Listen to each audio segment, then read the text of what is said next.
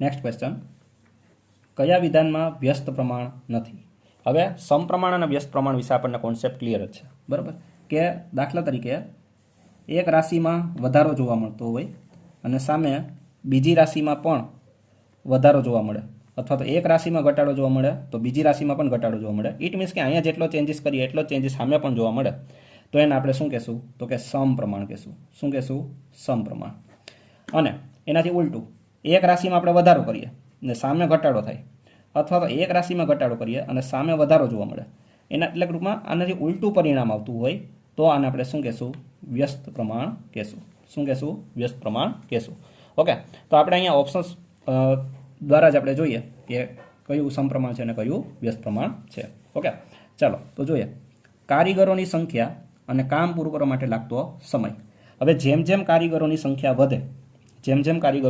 વધે, એમ કામ માટે લાગતો સમય છે એ તો ઓછો જ થવાનો છે કે નહીં? ઇટ મીન્સ કે આ કયું પ્રમાણ છે?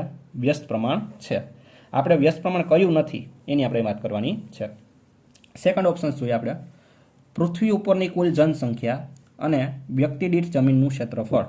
હવે આપણને એ પણ ખ્યાલ છે કે જેમ જેમ સંખ્યાઓ વધતી જાય માણસ દીઠ, એમ એને મળતી જે જમીનનો ટુકડો છે એ કેવો થતો જાય? નાનો થતો જાય. દાખલા તરીકે, બરાબર? તો આ પણ એક વ્યસ્ત પ્રમાણ તો છે જ.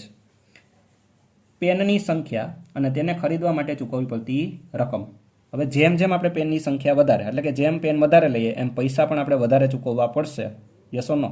તો આ આપણા માટે કયું થઈ જશે? સમપ્રમાણ થઈ જશે. કયું થઈ જશે? સમપ્રમાણ. તો આપણો આન્સર આવશે સી. છતાં પણ આપણે ડી ઓપ્શન્સ પણ આપણે ચેક કરી લઈએ એકવાર. 100 કિલોમીટર યાત્રા કરવા માટે લાગતો સમય અને વાહનની ઝડપ. હવે આપણને ખબર જ છે કે જેમ જેમ આપણે ઝડપ વધારીએ એમ એના માટે લાગતો સમય છે કેવો થશે? ઓછો થવાનો છે. તો તમે જોશો તો એ, બી અને ડી આ બધા છે એ વ્યસ્ત પ્રમાણ દર્શાવે છે, જ્યારે એક સી એક જ ઓપ્શન છે કે જે કયો પ્રમાણ દર્શાવે છે? તો કે સમપ્રમાણ દર્શાવે છે. તો આપણે તો એ જ કહેવાનું છે કે કયા વિધાનમાં વ્યસ્ત પ્રમાણ નથી? તો કે સી ઓપ્શન એવો છે કે જેમાં વ્યસ્ત પ્રમાણ નથી.